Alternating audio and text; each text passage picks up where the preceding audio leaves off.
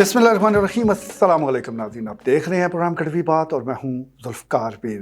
नाज़रीन, पाकिस्तान के ख़राब हालात का तो अक्सर हम तज़किरा करते रहते हैं, मुख्तलिफ़ डिस्कशन जारी रहती हैं। जहाँ भी चंद लोग इकट्ठे हों वो ये ज़रूर बात करते हैं कि हालात बड़े ख़राब हो गए, लेकिन इससे आगे नहीं बढ़ते, वजूहात का ज़िक्र नहीं करते, या करते हुए शायद घबराते हैं, क्योंकि कहीं ना कहीं कभी ना कभी किसी न किसी वजह से हम इसके ज़िम्मेदार ज़रूर है। और इसमें सबसे बड़ी ज़िम्मेदारी जो है वो तरबियत करने वालों पर है, यानी असातिज़ा हैं, वालिदैन हैं, या दीगर और लोग हैं जिनका काम है कि बच्चों की वो इस अंदाज से तरबियत करें कि वो आप सल्लल्लाहु अलैहि वसल्लम की सीरत को ना सिर्फ पढ़ें बल्कि उस पर अमल भी करें। इस वक्त अगर हम बात करें तो यहाँ पर आप सल्लल्लाहु अलैहि वसल्लम के नाम पर कट मरने वालों की तादाद कम नहीं है। बड़े लोग जज्बाती है, ज़रा सा मामला बन जाए जल्द से जलूस से होना शुरू हो जाते। अच्छी बात है, बहुत ही अच्छी बात है, मोहब्बत करनी भी चाहिए, ये मोहब्बत हमारे ईमान का हिस्सा है। लेकिन क्या सिर्फ यही बात ख़त्म हो जाती है, या आप सल्लल्लाहु अलैहि वसल्लम की सीरत पर अमल करके हम वो तमाम फ़वाइद हासिल कर सकते हैं जो कि उन्होंने हमें बताए, और जिसका वाहिद शर्त अमल है। अमल से क्योंकि हम दूर हैं और महज ज़बानी जो जमा तफरीक है वो ज़्यादा करते हैं, इसी वजह से हमारे ये हालात जो है बद से बदतरीन होते जा रहे हैं। लेकिन वो कहते हैं कि अंधेरे में कहीं ना कहीं रोशनी की किरण ज़रूर रहती है। कई ऐसे लोग, कई ऐसी तंजीमें वो काम करती रहती हैं कि जिससे ये उम्मीद पैदा हो जाती है कि चलें आज नहीं कल, कल नहीं परसों, परसों नहीं साल बाद, 2 साल बाद, 10 साल बाद कहीं ना कहीं कभी ना कभी कुछ तब्दीली ज़रूर आएगी। इसी किस्म की एक तब्दीली के लिए काविश माह रबीउल अव्वल में की गई और सीरतुल नबी कुतुब बीनी के मुकाबलों का आगाज़ किया गया, और ये बड़े मुनज़्ज़म अंदाज से शुरू हुए। यानी पहले इनको डिस्ट्रिक्ट लेवल पर शुरू किया गया, यहाँ पर भी 2 ग्रुप बनाए गए हर डिस्ट्रिक्ट में, और इसमें बच्चों को 2 ग्रुपों में तकसीम किया गया। एक ग्रुप में 5वीं क्लास से 8वीं क्लास तक बच्चे शामिल थे, और फिर क्लास 9 से 12वीं क्लास तक बच्चे शामिल थे। इन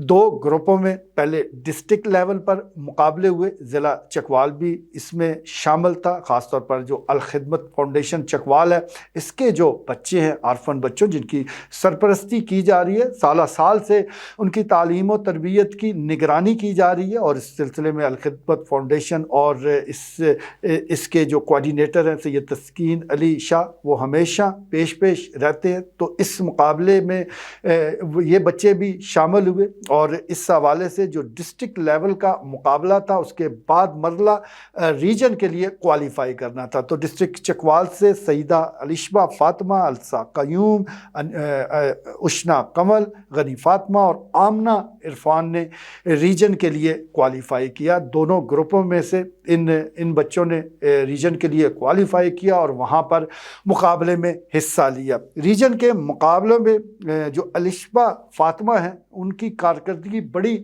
शानदार रही। उन्होंने 60 में से 60 नंबर हासिल किए। ये याद रखिएगा कि ये तहरीरी इम्तिहान थे, ये कोई ज़बानी जमा तफरीक नहीं थी, बल्कि कुतुब बीनी पहले थी और फिर उन किताबों में से तहरीरी इम्तिहान। तो उसमें रीजन लेवल पर अलिशबा फ़ातिमा ने 60 में से 60 नंबर हासिल करके जो मुल्की सतह का मुकाबला है उसके लिए क्वालिफाई कर लिया। जब ये मुकाबला शुरू हुआ तो मुल्क भर से 16,000 बच्चों ने इस मुकाबले में हिस्सा लिया, और फिर ये इनकी स्क्रूटनी होती गई। पास होते होते जब आखिरी लेवल यानी मुल्की सतह का लेवल सामने आया तो सिर्फ 63 बच्चे जो है वो बचे थे।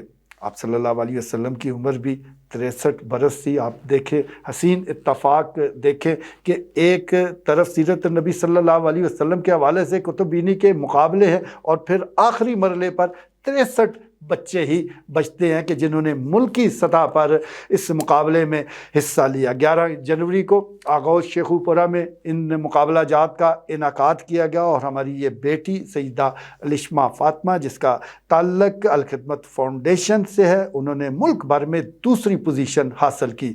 आप इससे अंदाज़ा कर सकते हैं कि हमारे बच्चों में कितना टैलेंट है। बस सिर्फ बात रहनुमाई की है, सरपरस्ती की है और इनको गाइड करने की है, और जो कि ये इदारा بڑی بخوبی کر رہا ہے، تبھی اس بچی نے ملکی سطح پر چکوال کا نام روشن کیا، اور ساتھ ساتھ جس طرح وہاں سے تو ایوارڈ اس بچی کو ملا ہی، لیکن میں سمجھتا ہوں کہ سیرت النبی کا معاملہ ہو اور اس میں جو کوئی بچہ ہے یا بچی ہے وہ اس طرح کا کارنامہ سر انجام دیں تو اوپر والی ذات ہی سب سے بڑا ایوارڈ دے سکتی ہے، لیکن ان بچوں کی حوصلہ افزائی ضروری ہے، اور اسی کو لے کر آج الخدمت فاؤنڈیشن کے زیر اہتمام ایک پروقار تقریب کا انعقاد کیا گیا، اور اس کے ساتھ ساتھ نہ صرف سیدہ علیشبہ فاطمہ کو ان کا ایوارڈ جو ہے ان کے حوالے کیا گیا، بلکہ دیگر اور جو بچیاں تھیں جن کے لیے ڈسٹرکٹ سطح پہ ایوارڈ دیے گئے یا ایوارڈ کی مستحق ٹھہری،